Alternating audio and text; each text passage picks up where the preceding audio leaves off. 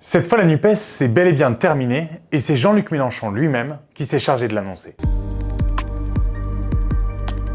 Alors forcément, ce n'est pas vraiment une surprise vu le niveau de dégradation des rapports entre les partenaires de la NUPES, mais l'important dans cette affaire, c'était d'enterrer la coalition de gauche proprement, ne surtout pas laisser ses empreintes sur le cadavre.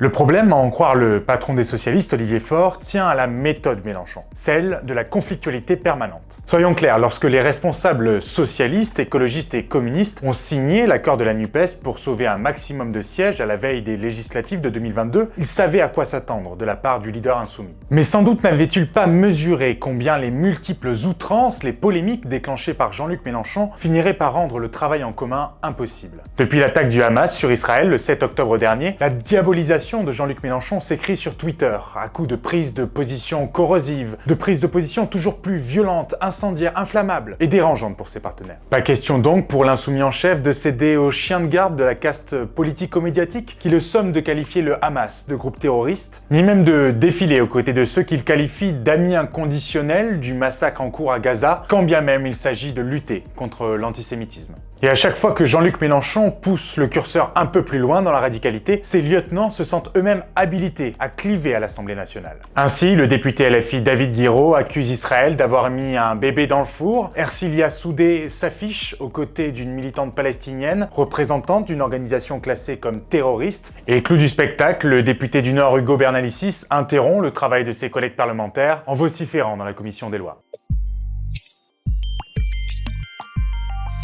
C'en est trop pour la secrétaire nationale des écologistes Marine Tondelier qui préfère laisser Jean-Luc Mélenchon s'isoler tout seul. Idem pour Olivier Faure qui n'entend pas se laisser dicter sa ligne par l'insoumis. D'ailleurs, le Parti socialiste a décrété un moratoire à durée indéterminée qui a ouvert la voie à la fin de la NUPES. Du côté de la majorité présidentielle, on s'amuse des mésaventures de la NUPES et de la manière que Jean-Luc Mélenchon a de traiter ses partenaires. Il serait devenu pour Olivier Véran cet oncle très gênant que l'on n'ose plus inviter au dîner de famille parce qu'il raconte tout bonnement n'importe quoi. Et l'isolement de Jean-Luc Mélenchon, son exclusion du champ républicain, à en croire les macronistes, ne se limite pas précisément au rang de la majorité. Parmi les plus proches soutiens de Jean-Luc Mélenchon, les compagnons de route de la première heure, y compris à l'époque du Front de gauche, on s'inquiète. Jamais il n'y a eu dans l'histoire de la France insoumise un tel décrochage moral de son leader. En 2018, lorsqu'il y avait eu une perquisition au siège de la France insoumise, Jean-Luc Mélenchon avait certes perdu ses nerfs, affirmant « La République c'est moi », mais la diabolisation n'avait jamais pris.